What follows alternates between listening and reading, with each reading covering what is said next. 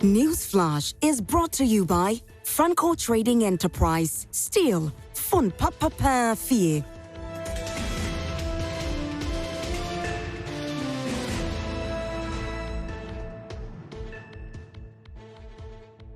Hello there, welcome back here on the show. This is Prime Morning here on Joy Prime, and we're live on Facebook. We're streaming live on Facebook. You can drop your messages there. Our WhatsApp line is active as well. It's time for us to have News Flash. It's proudly brought to you by Franco Trading Enterprise Phone Papa Fee. This morning, we are asking you if you need a phone, if you need Samsung, iPhone, Nokia, if you need to replace your phones, if you want to buy a new one, the only place you have to go is Franco Trading Enterprise. It's the place that they've got quality for you, and it's affordable as well, very affordable. So just go there and grab something for yourself. It's just simple to even locate where we are. We've got branches at most places that you can find. Now, if you want to get to know most of our branches, you can actually have the Franco Trading app, and then it's, it gives you everything that you need. It's on Google Play Store, so just go there and download it. Once you download it,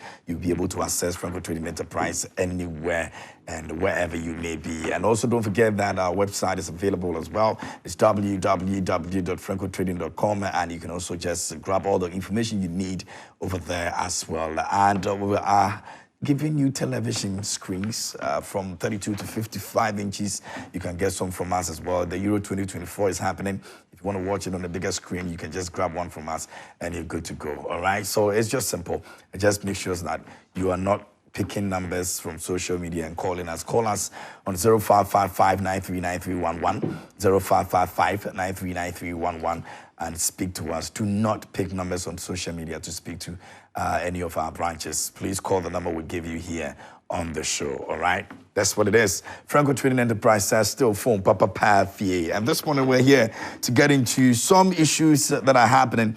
We'll check the front page of the newspapers, and then we'll have our substantive issue that we'll be looking at. I've got my guests in the studio seated already. We'll be looking at the individual parties' plan to resolve the current economic crisis. And, that'll be after we check out what's happening on the front pages of the newspaper. So let me run through real quick, and I begin with Daily Graphic this morning. It says that at Graphic Business Stanbic Breakfast Meeting, we need bailout. Farmers, agri-business purveyors actually demand of government. What's more, practice on the rise as well, steady reviews, and we must work towards food self-sufficiency. Graphic MD rallies Ghanaians, Stanbic Bank pledges financing. Stalled project will resume soon, says the president, Nana Dankwa Akufo-Addo. And that's the front page of the Daily Graphic. And the back page, it says work begins on Nima Drain reconstruction and launches from a festival. That's the Daily Graphic today. Away from that, the Finder is here, and it says that NPP UK YEF raised £1.2 million to support Dr. Bawumia's campaign, and biased credit ratings head Ghana's economy professor Agboyo actually speaks on that. And the 2024 election, we have to address mistrust in EC. Professor Abochi. Now, BOG spent 688.8 million Ghana cedis to print money. E-city rollout can reduce this cost considerably. And it's got Dr. Addison captured on the front page. Work begins on Nima Paloma drains, and Opong and Nkrumah operated an excavator during that, work start. Now, that's the Finder this morning on the front page. Daily Guide is here, and on the front page it says that NDC not committed to free SHS bill Athenyo marking, and Spartan IFSA the banks Blackwest baseless claims. Communication Ministry upgrades 25 post officers. And Freddie Blake champions medical tourism. That's also captured on the front page of the Daily Guide. Now, Bidie Asante is ambassador at large. Page 6 has got a story on that. You can read about it as well. So he's occupying 2 positions at a time. And so just so you are aware of that. Mark Brown blasts critics, and Prince David commends government over Botiman Road. Davido West Choma, that's some entertainment stories. The Custodian is here, and it says NPP UK YEF raised 23 million Ghana cedis for Bawumia's campaign. Nima Paloma drain reconstruction starts, and away from that, declare your stance on free SHS bill. Afenyo marking challenges minority, and UCC honors Yoko Boss. IPP is to take haircut. Dr. Mohamed Amin, the finance minister, has captured over there. Now, the Ghanaian publisher is here this morning. It says, Afio Makin challenges minority over free SHS bill, and the work on Nima Paloma drinks begin. Looks like almost all the newspapers have captured that. Very significant, I must say. Now, Minerals Commission refutes Bole MP's claim against Lands Minister, and Professor Akwesi Yanka writes, Poor Mahmood, the sad plight of the happy man. That's the Ghanaian publisher for today. The last one will be the Ghanaian Times this morning, and it says that 2024 elections, I will safeguard Ghana's democracy. President pledges ahead of December 7 polls, and 84,263 candidates involved in exam malpractices in past 3 years. Why excess? So, don't abolish death penalty for all. Intentional murderers do not deserve to live. First, the Deputy Speaker insists. And that's the front page of the Ghanaian Times today. Now, the back page over there says, mitigating Accra floods, works and housing minister cuts sword for construction of Paloma Odot drain, and let's unite to fight challenges confronting northern regions. Overlord of Dagbon urges chiefs. That's the back page of the Ghanaian Times. All right, so that'll be all for the newspapers this morning here on the show. Let me introduce my guest, and then we'll delve into the major issues. Don't forget, it's proudly brought to you by Franco Trading Enterprise Phone Papa Path here, and I want you to send your messages towards our WhatsApp line is active. You can drop your messages over there, and you can also do so on Facebook. We're streaming live over there as well. This morning, I've been joined by Adel bin Sheikh Umar Ibrahim, National Communications and the Director of Operations, Greater Accra Youth Wing, NDC. He's here with us this morning. Adel, how are you doing, bro? It's been a tough week. You know, Father's Day. You've not been here for two consecutive weeks, right? I haven't. Salah was just last week. Yeah. The last time I was here was the Monday after Eid. Yeah. I had to share. To share a few things here, you know. So, yeah, we're back. And KMJ, allow me to say something this morning. So there's a scorecard. The last time I was here, you and I on the show, I indicated to you that the Ghana International Mall had a problem and some ECG transformer, there was a problem that they needed to fix, and we kept calling them and they weren't coming. After the announcement that day, it actually got fixed. So the situation has been resolved. The situation is resolved. So I'd like to say thank you to the engineer at, Lekma, the Teshi branch, Engineer Emmanuel. He did a good job. They came in and then, the whole problem is solved. So thank you to Joy Prime. Good. Television cameras also, we're grateful. Yeah. We're grateful to them as well. And also, Michael Safu-Kantanka is here with us, communications team member for Movement for Change. Michael, how's it? Good morning, KMJ. Good morning, brother. Yeah, I hope you're doing well. I'm good. Yeah. I'm good. Let's hope for us, we have a great transformational plan out there. Yeah. You can. Did you people invite us? Yeah, we did. We invited all media houses, Okay, and I'm sure your colleagues were there. Okay. Yeah. I saw it on social media. I was actually following it. I should have extended a personal invitation to you. My bad. We'll talk about that. Don't worry. You have a fine to pay for that. Oh boy. So we'll talk about it. But Mohamed Bello Idrisu is here, and he's joining us at Port North constituency for the NPP. Good morning, Mohamed. Good morning, KMJ. How are you? I'm good. How's it going? Very well. I'm fine. Except that I have a kind of sleepless night, but I'm okay. You didn't sleep? No, I have to What travel. happened? I have to travel from Kintampo. Oh, wow. Yeah, but I'm okay. Oh. I'm good in I thought you were somewhere. That makes two of us. You did? Miss me at 2:30. Oh, then I. Yours was not sharp. No, for his was optional. He could have slept earlier than that. How do you know? No, he didn't have a choice. How did you know? He had to be here. How did you know I had a choice? No, but you spoke before. If at least there was anything harder than that, maybe you would have mentioned. Look at my eyes. People in power, you should have used an option of getting a helicopter flying. No, I'm You're not in saying, power. No, Your people are doing I'm it. not saying I'm traumatized. You are not traumatized? No, but I'm only giving an account of what happened. But I'm not saying that I'm traumatized. Neither my journey is going to affect the progress exactly. of the program. I'm not saying so. Yeah. You understand? Yeah, I agree. Yes. Yes. I agree. So it's okay. But I'm cool. The people of Kintampo are watching. Bonnie is at large. Everyone is watching. Great. We're grateful that you're able to join us this morning. For a quick correction, I am the Kintampo North constituency organizer. Oh, okay. That is not added. Exactly, that's true. That's true. Forgive me.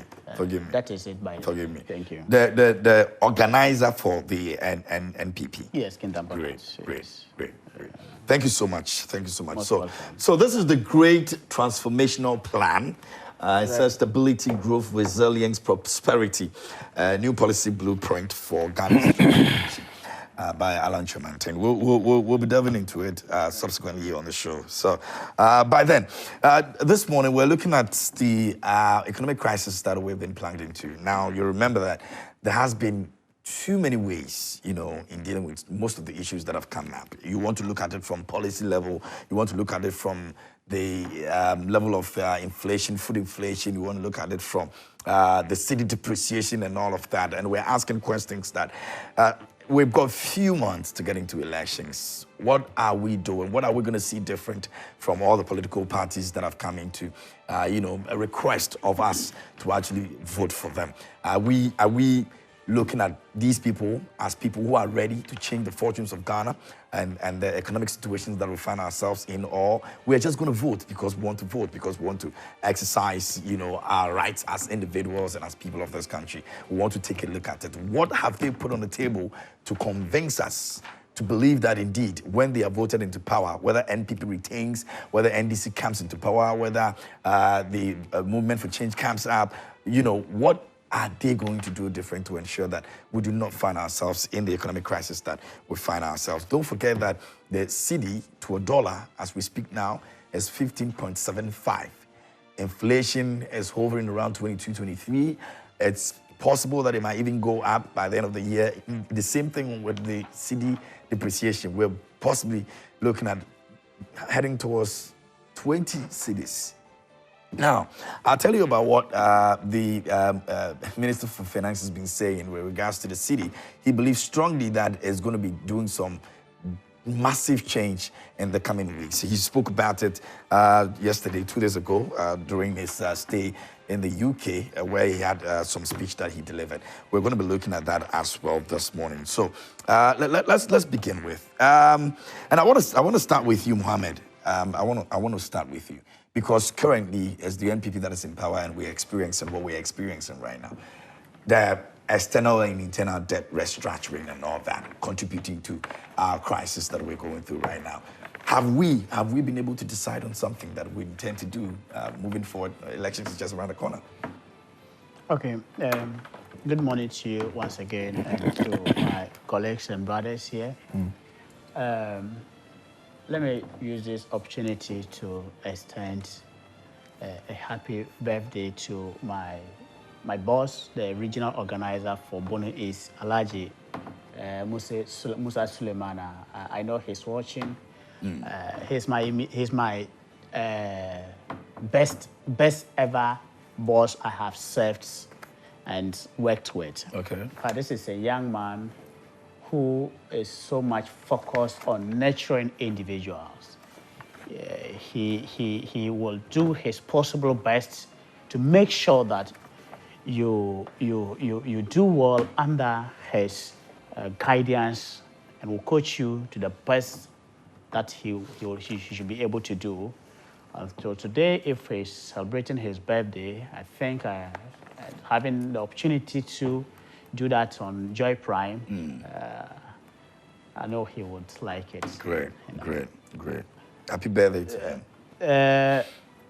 KMG, with the economic reforms and then restructuring, few months ago, when our candidate, Dr. Alhaji Mahmoud Bawumia, was elected to take charge of the party and represent the party on the ballot paper to be the president-elect 2025.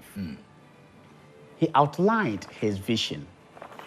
These visions are skeletal though, but I think that these ones are what many Ghanaians were looking forward to hear from him. And he called it bold decision.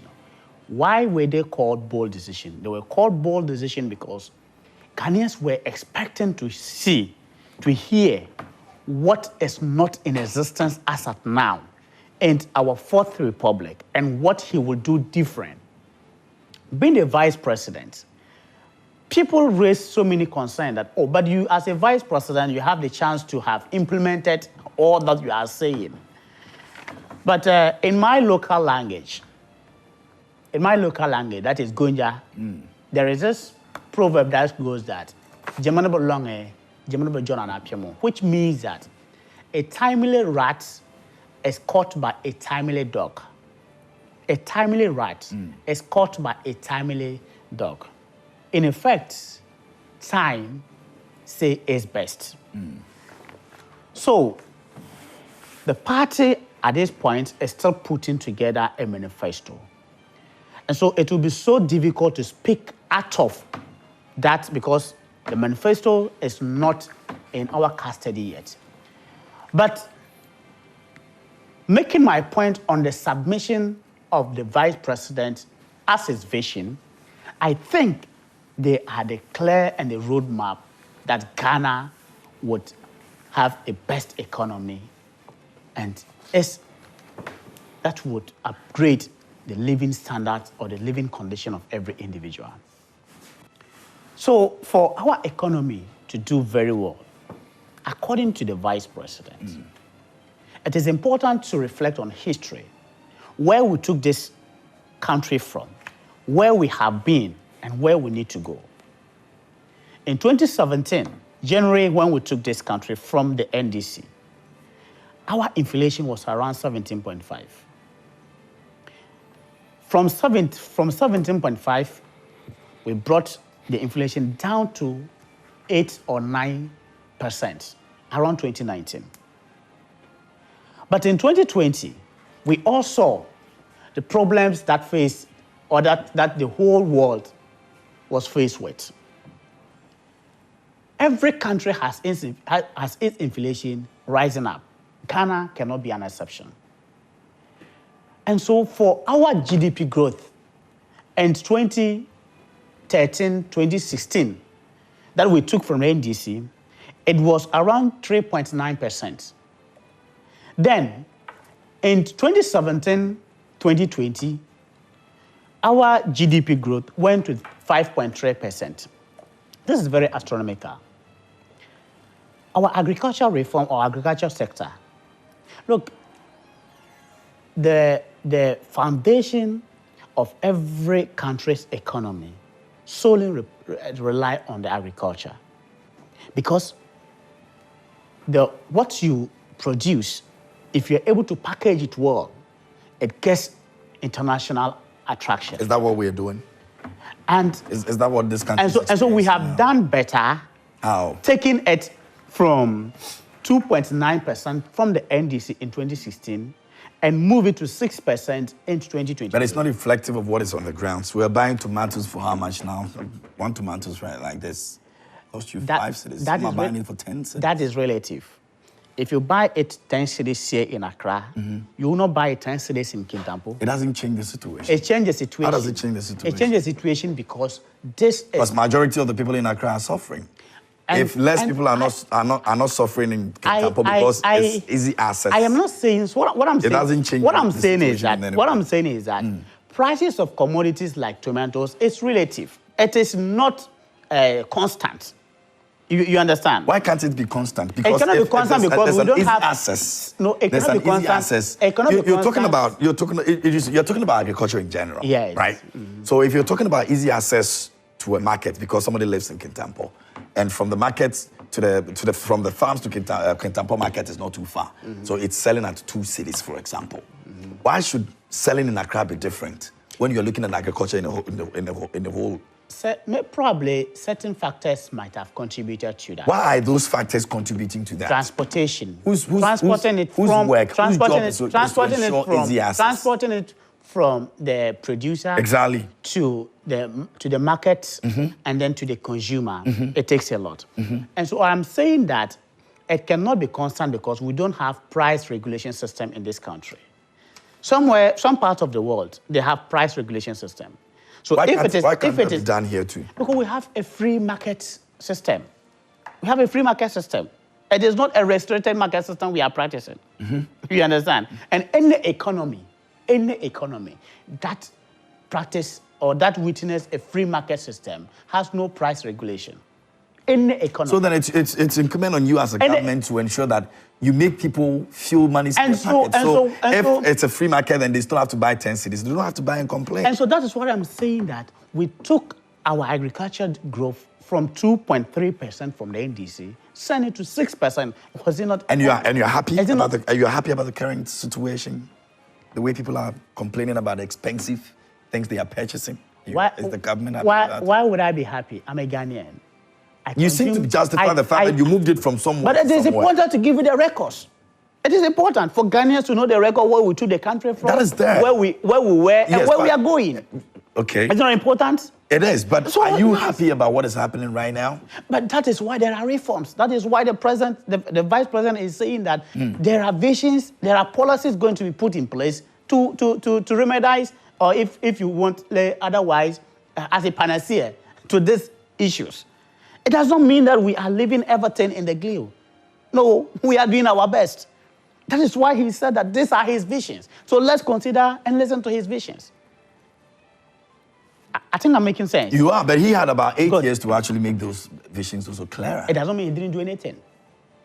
We took this country from somewhere. You understand? Yes. So and the effort put by this government has brought us somewhere, and we are going somewhere.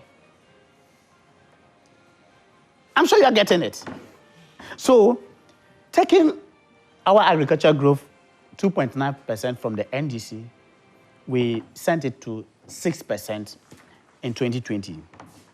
Our industry, the industrial growth of this country, we have said it over time, that for Ghana to have a robust economy, then we have to build an industry or industries that would transform or otherwise give us a speed growth of this country or this economy.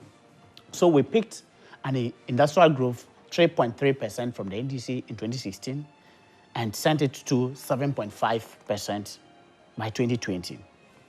We were all aware of the catastrophe that befalls on Ghana and the world.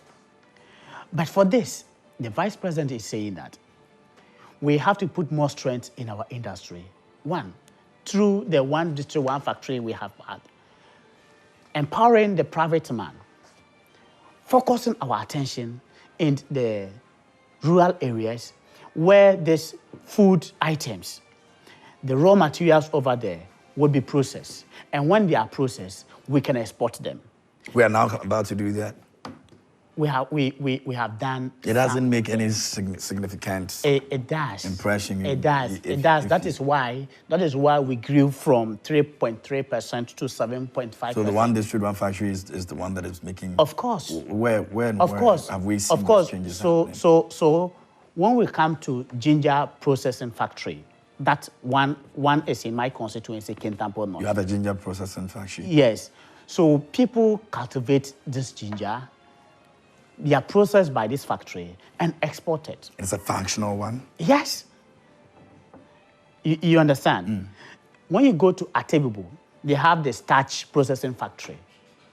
We have farmers who will cultivate this cassava, bring it or transport it to the factory by their demands. It is processed and is exported. This is how come our economy will grow through the industrialization. And so it is not to say that little has been done about it. A lot has been done. That is why the figures change from 3.3% to 7.5%. I'll come back to you again. I'll come back to you again. So let me move on to Savo, I see you've been smiling all through, but KMJ, yeah. thank you so much. So incidentally, I saw a post by Prof. Douglas Boateng. You know, he has these cards that go around Nyanza Kasa. It says, denialism, when it begins to take root, is the perfect platform for sustainable underdevelopment. For the past few minutes, I should say, he spoke for about 7 minutes. He's been, so he laid a preamble. I don't know if he wanted Ghanaians to excuse him, that they are yet to launch their manifesto. And so, you know, he has nothing more to say. He has, you know, so he was trying to take shelter in the fact that they don't have a message. And so we can pardon him, you know, in however he goes about the semantics he's just given us. And he finishes all that and takes solace in a project the Honorable Alain Martin, in his very competent self, crafted and started execution. A project they so staffed, one district, one factory, just to dim the light, you know, on the Honorable Alain Martin. But I'm happy. Thank you for, you know, telling Ghanaians that the one district, one factory was actually something Alan was working on, and it's fruitful out there. Now, we launched the Great Transformational Plan, and by the grace of God, the Honorable Alain Martin is in high hopes. He's reignited the excitement in Ghanaians, even in these very trying times. You know, we've been subjected to hardship that is so unprecedented. This is not what we promised Ghanaians when we were in the NPP, and that's why some of us are going all out to throw our weight behind the Honorable Alain Martin in his message to redeem Ghana. I said last week that there's a structural problem that cannot even be, you know, attributed to just the NPP, but my brothers in the NDC to, you know, have a very good share in the blame. They started from the late President Rawlings, ran the economy down. You know, President Kufuor comes in, there's HIPIC, we get some relief from there. You know, services sector sets in, we start growing. But you realize in all these fluctuations, in all these historical antecedents of our economy, there's no stability. And so we begin to grow like we did under President Mills. We began growing. But because of that structural problem, going by the Gettysburg economy where we import almost everything, we pay lip service to, you know, closing the inequality gap. We don't really empower our young people. People come out of school today and they still have to look for money to bribe somebody to get a job. These are the problems we are confronted with. And that's why the Honorable Alain Martin has come out with a great transformational plan. First, to build that stability so that we don't keep going back to the IMF. We've done it 17 times, and if we don't change our ways and we bring NPP or NDC, we're going to go back. How do we build that? Yeah, so first is to build that stability. The stability will not come with lip service. It will come with the things we've itemized in the Great Transformational Plan. So we are looking at a number of things. There are 6 clusters in there. One of my favorite scriptures says, all things work together for the good we seek. So there are a lot of things that must work together if Ghana is going to come out of this difficulty. And the first is to get rid of the duopoly, really. The next is to fix our economy. Get rid of NDC, NPP. NDC, NPP, because they have brought us here. Their insistence on that divisive politics, that politics where the winner takes all, has brought us here. It will shock you, KMJ, how many NDC people have been poor in the past 7 years, NPP has been in power. If power changes hands, it's just like money changing hands, business changing hands. So it's about time Ghanaians, we rallied behind Alan's government of national unity, and he's shown us how he's going to do that in the Great Transformational Plan. So there are, like I said, 6 clusters. We have the economic cluster, we have the governance cluster, we have a cluster on social services, we have a cluster on science, technology, environment, and sustainability. We have a cluster on, I beg your pardon, behavioral and attitudinal change, mindset change. And then finally, a cluster on infrastructure, 6 of them. Under each of these clusters are pillars. So for instance, you take the economic cluster, there are pillars that we seek to advance so we can turn things around. We have the macroeconomy. So for now, Ghana is struggling because really our macroeconomic indicators and what feeds into the indicators are so wrong. I'll give you an example. Inflation. Inflation is so high. Early last week, I went to do, usually before I change oil, I go and take estimates. So they gave me an estimate of 750 cedis. Hey, MJ, can you believe in 2 days, when I was actually ready to go and do, the thing has shot up to 1,050 cedis in 2 days. I was shocked. I was like, really? He said, yes, they've increased oil. So prices are not stable, and the rate of these increments is what we call inflation. Now, how is Alan planning to deal with inflation? Again, we are not going to go by the traditional theoretical economics, we are subjected to as a country. That we see all the time. I mean, unfortunately.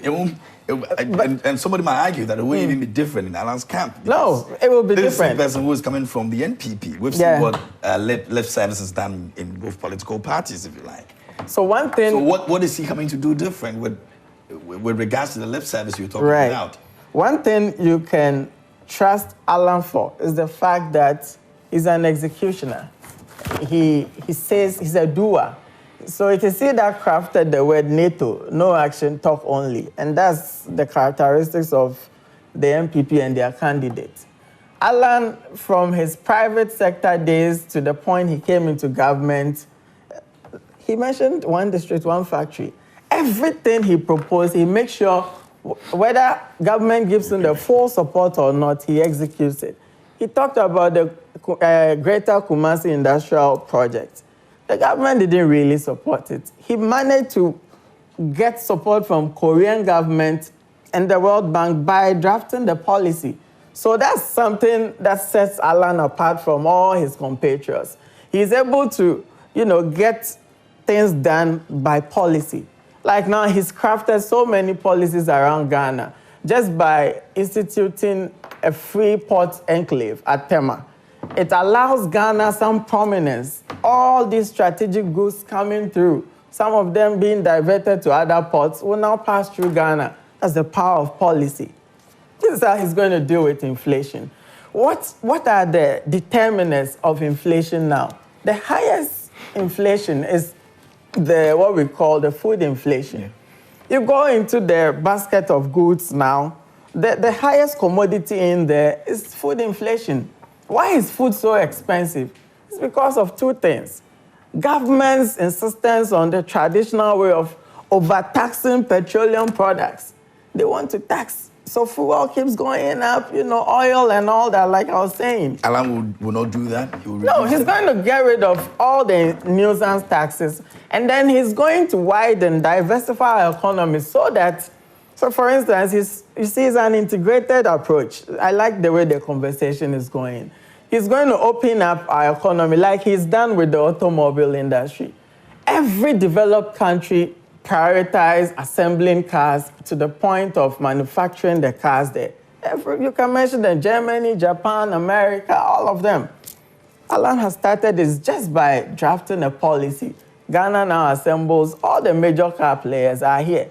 And that alone has the capacity to boost our income. So if he takes all the taxes, what would he use in making sure that the economy... That's what I'm saying. So when you diversify... Because you need the taxes to do what you have to do as a government. We have heard this before. We moved from taxation to production. The NPP said that. They trumpeted that. Yeah, but the situation we're facing is different. We've got more taxes than ever. Now, if you want to take them off, then how do you sustain the economy without taxes? He's taking them off so that he can bring in more avenues to get taxes. So when you keep using, so for instance, Ghana we ran a regime of, indirect taxes. So one person gets to pay so many nuisance taxes here and there. You take your small salary, you're paying tax on fuel, tax on water, tax on everything. Our women are paying taxes on sanitary pads and all that. Meanwhile, Malaysia alone is earning about 20 billion annually from oil palm. Alan, under the Presidential Special Initiatives, started this oil palm plantation thing, which was big. It was earning the country income. Just last month or so, I hear they've sold it. Alhaji Bawumia and his people, they've sold it to a Nigerian company. I'm like, are we serious? You can't harness these things. Ghana has oil palm plantations along this Asin Road towards Eastern region. No matter where you turn, you find, arable land for that.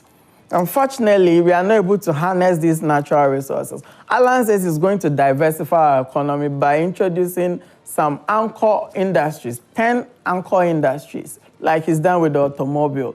Garments alone. Garments can earn so much money, garments and textiles. He's done it with Dignity Garments. I don't know why this name keeps... Dignity Garments. That's the biggest garment factory in Ghana. It employs over 5,000 people. They produce for the export market. Alan did it. He's a practical economist. My biggest challenge with Alan is, and I keep telling him, he doesn't talk about the things he's done. And it's a pain, I personally keep talking to him about it. Do you know when South Africa needed 7 people after the apartheid regime to transform their economy? Alan was the youngest. He was at the time around 38 years. One of the few people who were appointed for that. Let's talk about the great transformational plan. You see, the point is this. We've seen these things happen over and over again. This question is what brings me today. When you are not in power, the conversation is different. When you get into power, it becomes... Alan has a proven track record. It's not about that. There's difference between you being a presidential candidate, eventually becoming a president, and you being a part of a government. You see, unfortunately... They're two different things altogether. Unfortunately... We heard what His Excellency Nana Addo told us when he wasn't a president. Now we hear what he says when he's a president, as we speak now. Yeah. These are things we hear all the time. So is it not the same thing that we're going to see Alan do? KMJ, so you see, Alan is now having to pay for the sins of people like Akufo-Addo. But really, if we had listened to people like Atta Kennedy, and all these Nyaho Tamako, who knew Akufo-Addo from the onset, we wouldn't make that mistake. People knew him. They warned us. They forewarned us about the man's behavior. They warned us about his stiff-necked approach to things that is counterproductive. They warned us. We didn't listen. Alan has lived an unblemished, record. His records are there, like I'm saying. How can you find fault with him? If these guys had anything on him, do you think by now they wouldn't have brought it out? If they had, look at how they are struggling to get Mahama involved in some Dubai thing. If they had anything, any debt on Alan, by now they would have finished the man. Okay, Mike, I'll come back to you again. I'll come back to you again. We're not done yet, all right, so sure. Let's all have our takes and then. Right. Let me get back to you, Adele. Kim, I've been listening for 7 minutes, almost 15 minutes. And I still haven't heard anything. And you see, the reality of the issue is that I always say that no matter how hard they try to separate themselves, it's not separable. It's not possible. Because there's a source. And that source is the New Patriotic Party. And they started from somewhere. you know. And the question I keep asking is this. I understand Alan is trying to do something different. He has come to the conclusion that, yes, this party is not what I actually believe in. Yeah. But you see, that is what we in the NDC kept telling you, together with Alan, with Nana Akufo-Addo, for 7 years. When we were talking about the corruption, you were supporting him then and said, oh, everything is okay. No, we didn't support him. I'm bringing it. I mean, we've had your communicators. I mean, I see your communicators, the Afafato communicators today, you know, speaking a different song. But before Alan moved, they were all singing Akufo-Addo song. Let me. I'm just building my point. You understand? They can't separate themselves. The Afafanto is the elephant ear. You see how big it is. That's the wing. That's the elephant's ear. You know, and then the elephant itself is NPP. But KMJ, let's come to the issue. We want to solve a problem. First of all, what is the problem? We have an economic mess. It's an economic meltdown. When you take almost all the indicators that the NDC left for the NPP, they have performed worse. I was surprised. I was wondering where my colleague was getting his figures from, you know, for a moment. Like, everything is a mess. Dollar from 4.2, you are now roaming around 16, 17, thereabout. Inflation, you're doing almost 26. You went to 30-something, came back, you know, 26. They said they moved it from somewhere. Debt. And then Debt. COVID. Oh, yeah. They can talk about COVID, no problem. We are still paying COVID levy anyway. In any case, COVID gave them almost 30 billion they didn't budget for. They spent 12 billion on COVID, and they ended up using 18 billion for their own budget support. That's what the finance minister said. So let's come to John Dramani Mahama. See, John Dramani Mahama has been speaking for some time now. KMJ, the man People still think that he's not really put out any policy out. Don't worry. I'm bringing. Don't worry. 24-hour economy. Yeah. I want him to speak on other issues. No problem. I'm just going to line out for you what the plan is. Okay. So he's been speaking on various platforms, and almost everything that he says synchronizes, but people are probably not paying attention. It is almost like a pistol, you know, in an engine that is locked up to move an engine, but you'd have to look at it from different parts of it. The man says, first of all, let's recognize what the problem is. The problem is that we have an economic mess that has been created, and that economic mess has led us into some unprecedented hardship. And in order for you to solve the problem, you would have to understand the problem, because understanding the problem is 50% of the problem solved. So then he comes down and says, okay, when you look at the situation we find ourselves in, one of the major issues and why we are here is because of revenue and expenditure. KMJ, you're taking a salary. The amount of salary you're receiving, the amount of money you spend depends on your survival. So we're having an amount of money coming in. We're borrowing a lot of money. We've gone all the way to almost 900 billion plus from 122. We have received revenues to close about 400 and something billion thereabout. But the problem is that while all these monies are coming in, expenditures, okay, that the government has embarked on, including corruption, is weighing us down. You would have to understand this from a certain perspective. And when I say corruption, I can take you up. Paul Lugudam, $12 million gone. $2 million for a, the motorway expansion, gone. $2 million SkyTrain, gone. You understand what I'm saying? You can talk about 12 million in Japan, gone. You can talk about 400 million National Cathedral, gone. So John Dramani Mahama is telling you that in order to solve the problem, first of all, you need to block the leakages. So we're going to start what? By blocking the leakages. How do we block the leakages? We're going to start to look at our revenue and expenditure. We need to create a balance. First, we're going to cut down on the number of ministers that we have. We're going to do less than we did before. Looking at the current situation we find ourselves in, it won't make any economic sense to maintain what we even maintained back then, which is 80, 87 thereabout. We'll have to do way lower than that. We're looking at 60. That is one. Two, he says, all the people that have stolen monies, we need to start chasing them and see how we're going to retrieve those monies from them. And so we're going to go into investigations to try and retrieve some of those monies that have actually gone. So that is another thing. Then he says, once you have started doing that, the first thing you need to do is give the people of Ghana some cushioning. You see, KMJ, when the man said that we would need a little bit of time, he knew what he was speaking about.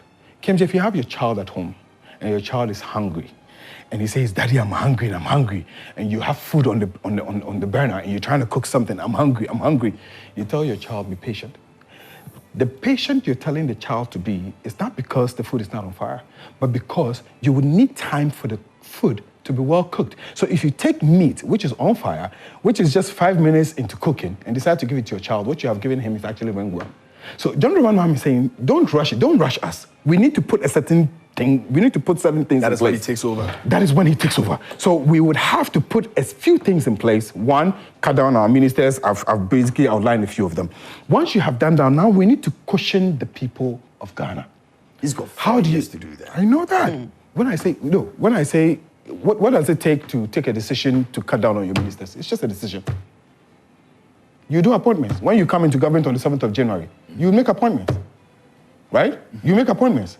Within a month, you've done your appointments. What does it take to take a bill to Parliament and then pass and say that this is what we're going to do? You know, we're chasing after these people. Let's start some We've seen some happen here, and it's taking, months?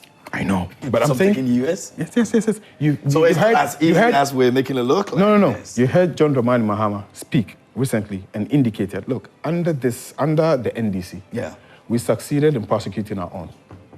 We've done it before. We in fact, we're the first, apart from Nkrumah, to have prosecuted our own. Do you see what I'm saying? So what I'm saying is that we've done it before. And by 2016, entering into 2017, Abu Gapeli was almost getting ready for conviction. You see what I'm saying? So it is possible. Now, while we are doing that, he's saying that we need to cut expenditure and then we need to take out taxes. KMJ, you have COVID levy. We're still paying. There's no need. We're going past that. You're having some betting tax. We've gone past that. We have certain taxes that are on fuel we need to look at. We need to cut them off. We're not the kind of people that are saying my government is in power. But when my government comes into power, I am going to sebe, get rid of the things that my government has done. And that my government is going to be better than my government. No.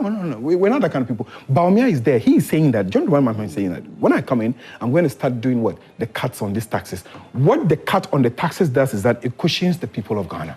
He doesn't stop there. He says further from there, what we need to do next is that we need to make sure that the salary the people of Ghana are receiving actually makes a difference. So in 2016, if you were receiving a salary of 1,500 Ghana cedis, that is almost $300, $400. Today, that same 1,500 Ghana cedis is $100. So in effect, even though government keeps saying we're increasing salaries, we are paying more to cocoa farmers, the reality of the case is that the money has depreciated so much such that even if they give you 20,000, there's a limited time with which that amount of money will survive you. John Dramani Mahama is saying that we would have to do something on inflation and depreciation in order for people, whatever salaries they are receiving, to better their lives. So what do? In order to tackle inflation and depreciation, we need to do what we did some time back, what you call import substitution. So John Dramani Mahama sat down some years back and decided, listen, in order for us to get some extra dollars into the system, let us give some people like the pharmaceuticals, let's give them some money. Let them introduce some medications that we usually would have to import. And then what did we do? The likes of Tobinco and the likes, we get close to about $25 million. We just supported them. Take this. Look, turn things around. Because what you do is that those medications that you're importing, if you start producing them now you don't have to look for the dollars to go and buy them. Then we decided to do something else. I'm telling you this to tell you that it is possible. We give you what you call the Atuabo gas processing plant. So it is saving you almost close to $1 billion, on a yearly basis because you have Atuabo. Now you don't have to go and be paying all that amount of money that you used to pay and how do you call it, the Nigerian gas, to basically give you gas. We're saying that we have done it before, it is possible. So to solve the issue of depreciation and inflation, he said, while we're doing all these things, which you call, import substitution, and I'll give you a typical example. One of the things we're looking to do in the areas of manufacturing, farming and manufacturing, is cassava. Did you know that Ghana uses 1 million metric tons of cassava on a yearly basis? 1 million metric tons. Currently, we're producing less than 30%. And that is not for cassava for food. That is just cassava for industrialization. Cassava that industries are using as raw materials to produce other things. We're doing 1 million, we're supposed to do 1 million metric tons, we're doing less than 30%. Imagine what would happen if you're producing cassava. You say that, okay, John Dramani Mahama is saying, let's pump money into cassava production. Let us reduce the kind of import we're doing, so you're stabilizing your city. You're cutting down on depreciation. This is what the man is proposing. Aside this, he didn't stop there. He says, while you're doing this, the people need to start getting jobs. People would have to start entering places. So he says, look, I'll introduce something that is called the 24-hour economy. KMJ, I indicated to you some time back, the kind of situation we find ourselves in, if the government of Ghana doesn't do something unique, you don't come up with an idea that is unique, we'll have a problem. From unemployment, which was 8.4 when they were in government, today is 14 plus. So you cannot be doing the same things you used to do and expect things to change. So we're saying that while you have hundreds of thousands of young people graduating on a yearly basis, you're not creating new jobs. And even when foreigners come and create jobs, you collapse the jobs. You would have to start utilizing the little facilities that you have, and it is the best you can have for starters. He's saying that when I take over reign in government, what I'm going to do is that we're going to look at what we can do in terms of security, and then we'll look at what we can do in terms of cushioning, companies. So we'll say, okay, let's look at something. You have Tobinco. You have, Afari Farms. Afari Farms, we say, John Dramani Mahama says, we want you to produce cassava. On a normal day, what happens is that you go and then, because of lack of irrigation and all that, now I'll come to the issue of irrigation, what he has said about irrigation. Because of the lack of irrigation, you're not able to farm 24, all seasons across the year. He says the Paulugu Dam, we'll look at it. The Tano Phase 2, project, we'll relook at that irrigation project to see how we can actually... Are we not relooking at all these things because we've seen that there's a problem in the system already? And so we need to let people understand that these are things that we'll look at them. No, KMJ... When we get in there, it becomes a different story. We've seen things like this before. So I'm giving you an example. Because all of these things you were mentioning are things that are there. We've seen them. They are things if we do, yes, we may be able to achieve what we want to achieve. But there's one thing saying it because you're in a position and you see it there, and another thing getting into office and knowing that they are there, but you cannot still implement them. So now, let me ask you something. When you come to import substitution, we did at Tuabo. We invested in the pharmaceuticals. We didn't have to tell the people of Ghana this is what we wanted to do, but we did it. I am telling you based on somebody who has done it before. That's the conversation we're having. Someone who received 122 billion, didn't lack in infrastructure, still turned the lives of the people around. Someone who received 122 billion KMG, his revenue was less than 300 billion. Put it together, less than 500 billion. They have received close to about 1.2 trillion. Is that a conversation we're having? No! Certainly you can't put the two together. It's not possible. This is somebody who has done it before, and he has told you that with the less resources, can you imagine what John Dramani Mahama, with the kind of ideas he has, can you imagine if he had received 1 trillion of what they have received? Probably more. They also invested that into things. So he should tell us. So their representative is here. I'm expecting SHS. I'm expecting, please. KMG, free SHS. And all that. Free SHS from 2017. They have not spent up to 20 billion on free SHS. You have received 900 and what billion. Take that amount from even your revenue alone, which is about 400 billion. Take only free SHS amount from how much is left. Those things are just excuses. So I'm saying that I'm still bringing you. So we'll continue. Let me get some viewers' messages and then we'll continue. Everybody will have another take again, but let's engage our viewers. They're also watching. So Alassa Sese from Zenu Central says the most liability waste of 7 years of political power, full of arrogance and empty pride. In fact, Nana Akufo-Addo, Bawumia, NPP are more than confused entity, and you don't even know who is in charge of the governance of this country anymore. NPP never again. All right, let me go to the next one over here. Honorable Akisme Sashubekwa says, good morning, KMG. Let's examine the economic plans of each party, including the NDC's vision for job creation and employment opportunities, economic diversification and industrialization, fiscal discipline and debt management, social welfare and poverty reduction, education and healthcare development. Well done, NDC. Your party's commitment to tackling Ghana's economic challenges head-on is truly commendable. Regards to CEO of A&A Drinking Water, Master J.E. Now, let me go to the next one over here. It says that, good morning, KMG. This country needs a leader with a good vision to drive the growth of this economy. Something new has to be done. We can't continue to do the same thing and expect different results. And that is why, looking at Bawumia's vision, one is left with no option than to buy into it. It proposes solutions to our current challenges. A lot has been done by the government to prepare us for this new revolution, and we must not miss the opportunity. Let's rally behind Bawumia for the benefit of this country. My regards to Honorable Solomon Namlet Boa, NPP, PC for Bumpugu. Okay. Akonsi Gariba says that, good morning, KMJ. When I listened to Mr. Alan and his representative on your set, I saw ingratitude and purely dishonesty to Ghanaians. How can his rep on your set say that the NPP had no policy for Ghana when Alhaji Dr. Mahmoud Bawumia had outlined 70-point vision for Ghana? Now, truth and honesty will win the NPP and Alhaji Dr. Mahmoud Bawumia power camp 7th of December 2024. BMW is possible. Now, let me go to this one over here. It says, good morning, comrade. GM will do it right, meaning he isn't in rush, as the NPP said. Now, looking at where we are, Russia, Ubiti. So that's from Kofi Abwaje in Medina.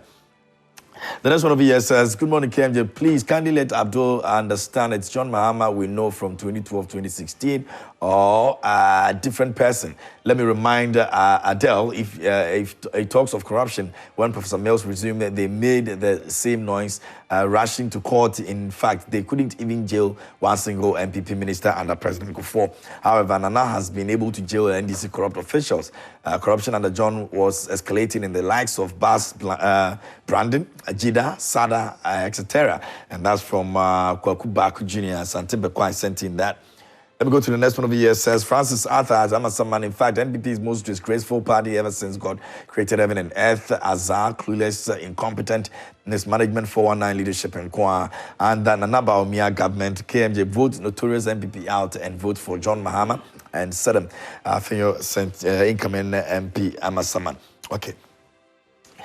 Good day, KMJ. Ghana needs a revolutionary and a patriotic leader with like Paul Kagame, who cherish legacy. Among the three presidential candidates, I trust JDM and Alan, but for DMB, no way, because he's a coward who cannot stand his grounds with Achim Mafias as a vice president. Stephen from Jirapa sent in that as well. Let me go to this one over here. It says, good morning, KMJ. Akufo-Addo and his mate Bawumia have seen the writings clear on the wall that the NPP is up to nothing in the December 7 elections. As a result, they are milking Ghana dry as if there is no tomorrow, as was cautioned by Kennedy Ejapong. Ghanaians need to sit up to prevent the imminent state capture by voting for John Dramani Mahama.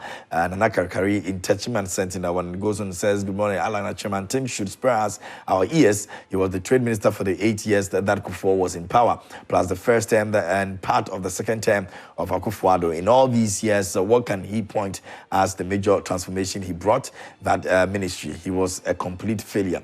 John Dramani Mahama is our savior. Ghanaians are looking up to.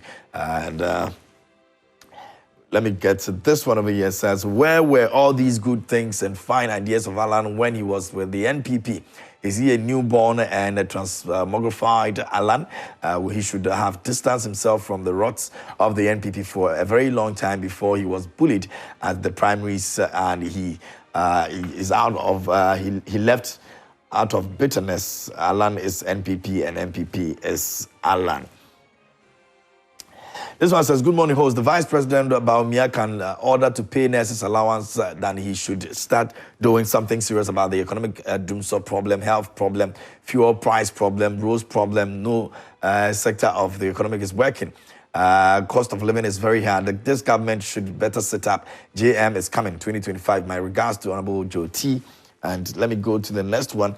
It says, good morning, KMJ. Please kindly let Alan Guy know that his boss has not shown any leadership quality. As a matter of fact, this is the second time he has resigned from NPP and tells you that he's not a leader who can face difficulties like Nana and Bawumia has faced. However, John Mahama told Ghanaian that 4 years for government is not enough to develop a country. So what is he coming to do in 3 years? Anyway, we don't have short memories like he thinks. Ghana is a serious country and we need a competent leader like Dr. Alhaji Mahmoud Bawumia from Kwakubako sent in that.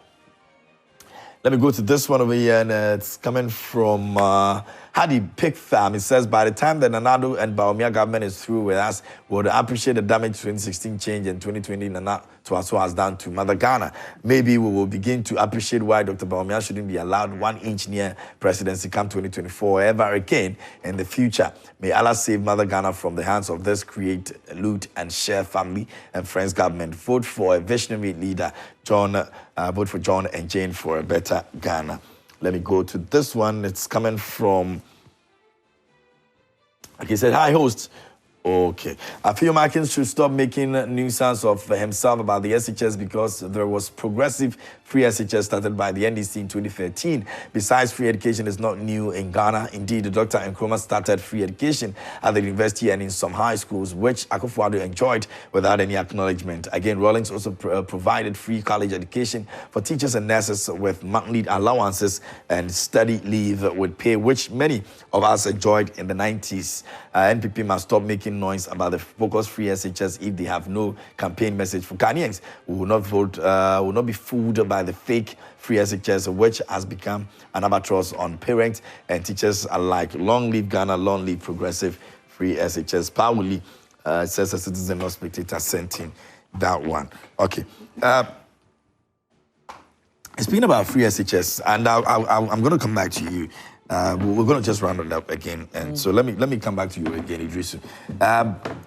Professor Akliga actually put this together.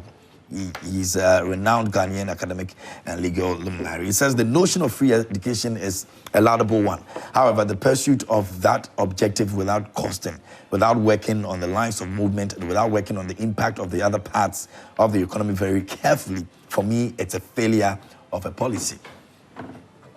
KMG, before that, sitting here, I was very sad to hear my good brother speaking on behalf of Alan and saying that the NPP has no policy. And for that, I said I will not be able to speak to that because our manifesto isn't ready yet. But is it not true that we have not outlined our manifesto? Committees have been instituted to put together this document that will be brought to a limelight for everybody to have access to it. Is it not true? Yeah. Is it not true? So if it is true, why would he take that as has been something sarcastic to say that we don't have? Maybe beyond that, he's looking at... Before that, you are talking about the achievement of Alan as an individual or as part of the NPP. What has Alan done as an individual? Everything Alan has done, did it as a minister. As a minister. This 1D, one district, one factory you were talking about here, that Alan didn't do it. This was in our 2016 manifesto. It was in our 2016 manifesto. And when we won power in 2017, he was made the minister. It does not mean that he did it. True of us. So let's not take credit for that. That Alan has done something. What did he do? What did he do? Let us hear as an individual. What did he do? We will not go there that way because you've lost elections and out of bitterness, you decided to back off and form your own party to chastise the government. That is fine. But every success that Alan will say he has done, he did it because he was a minister and he was given support. I didn't hear where Alan stood somewhere and said that he as an individual has committed his salary or allowance to do a project on behalf of the state. I didn't hear that. I've never heard him saying that. He might have signed a bill or a proposal to cabinet. The president or the cabinet will adopt it and give him approval to go and work with it on allocation of budget, on those kind of things. So it is not enough. It is not enough. If he makes an initiative, if he decides that this is something that I want to do for my ministry, is it not something that he can be credited? Because he is put in charge to do that. And it is something approved by cabinet, discussed at cabinet and approved by cabinet. So the credit doesn't go to him. Like I said, the one district, one factory was a 2016 initiative in our manifesto. 2016 was he a minister? So he just implemented it? 2016 was he a minister? He was put there to implement it. That is just by the way. on the records of the free SHS, let's look at the objective of the free SHS. What does it? It is to make education very accessible so that even at the risk of poverty, no individual who has been able to make it or not be able to make it at the basic level would be sitting at home because he or she cannot have money to afford admission fees, to pay certain components of school fees, and all those things. We have many people who suffered this thing because of poverty. Must we continue to see our young ones who are upcoming, and we think that the future of this country depends or solely rely on the youth? And for the fact that the person is not able to do well or has done well and does not have the economic promise or money, let's say the financial muscles, to take care of the child, then the person should be left in the home to turn to something else. That is the anchor for the implementation of the free senior high. So where has it failed? Have we not have the numbers of children or school people increasing from 2016 to 2024 that we are? The students have to complete basic education and the enrollment in the secondary schools or second cycles institutions have gone higher. Have we not achieved that purpose? You look at the objective of the policy. What have we achieved? That is what we are looking at. But for my good brother to also once again said that it looks like we don't have a clear policy. That is far from the truth. What Dr. Mahmoud Bawumia said about this economy reform, he said that, look, we are going to grant a tax amnesty. We have so many companies, individuals who have not been able to do well because of taxes. So if we are granting a tax amnesty, that means that we are going to clear all taxes. Defaulters who have not been able to do well because of that will now come back. Investors will now come back. And at that point, we are instituting a new tax reform.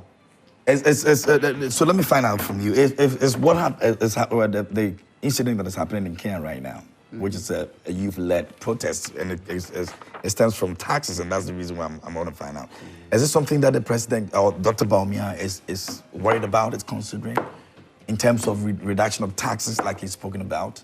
That is very paramount, because we have individual businesses that are not doing well because of taxes. Look, I would say that Ghana, our tax system is not favorable. You have practiced or you have done a business for more than 10 years. I am a beginner and committing myself into that same business you are doing. I'm expected to pay tax as you are, who have done it and over the years have gained profits.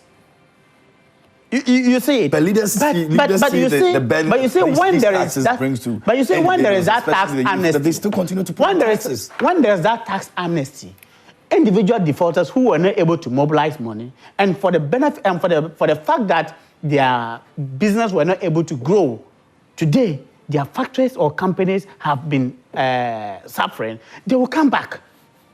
Two, he said that at our port, we have Lome, Togo, doing better because many investors or individuals pass their goods through Lome to go and withdraw them. Why? Because they have a lower tax rate or lower tax tariffs.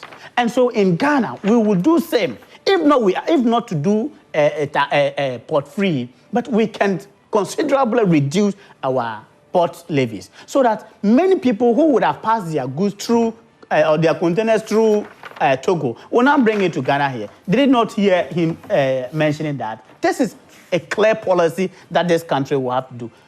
We have people who, when they are bringing their items to this country, because of high tariffs, they fear. Some people will bring their items and they will not be able to clear it because of demurrage and all those kind of things. So it's something that we are considering, that when we are able to implement this thing, we'll have more Ghanaian people who, when they bring their items, they will be able to clear them. Okay. But for that, before that, tourism. No, I just want to touch about it because this is an interesting area. Tourism. We know how much tourism is contributing to our economic development. my community, Kintampo, where I come from, we have about 5 tourist sites. The Kintampo Waterfalls is there. The Fula Falls is there. We have the Kintampo, the center of Ghana, that is there. We have the Kunsu slave trade, that is there. Then we also have the Kunsu waterfalls. These are very sensitive areas. Go and see Kintampo Waterfalls now, the kind of transformation that has gone there under this government. People travel all the way from abroad just to come and witness what Kintampo Waterfalls is doing. And so when we build a lot of our strength, resources into our tourist centers, we'll reach... So that's also another area that we'll... So that is an area Bawumia said he is going to look at. Okay. You understand? Okay. So it is not just something like, look, energy. In 2013-2016, we have slept in Dumsor for 4 years. No, have we not?